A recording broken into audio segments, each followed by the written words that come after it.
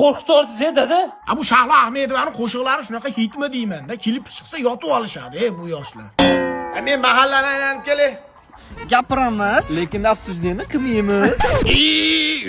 Afsuslikni qilmasa bo'lmaydimi? Alloh sizlarni iqliminglar o'zgarib ketibdi-yu.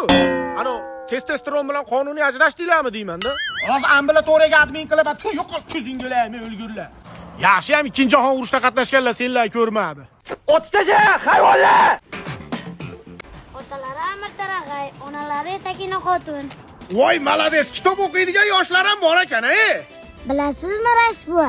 Amir Temur Xitoyga yurish boshlayotgan paytida vafot etgan ekan. Ya, otangizga rahmat. Borib aytib qo'yasiz-a? Xo'p bo'ladi. Yaxshi o'qing. Ha. Ko'z tegmasin, mahallamiz juda chiroyli. Bir ikkita darmetlar hisobga olmaganda.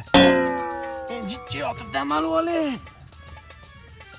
Rais bova, mash sassiq ko'rpaning tagidan turdi-ani, hazra harakatga kelin.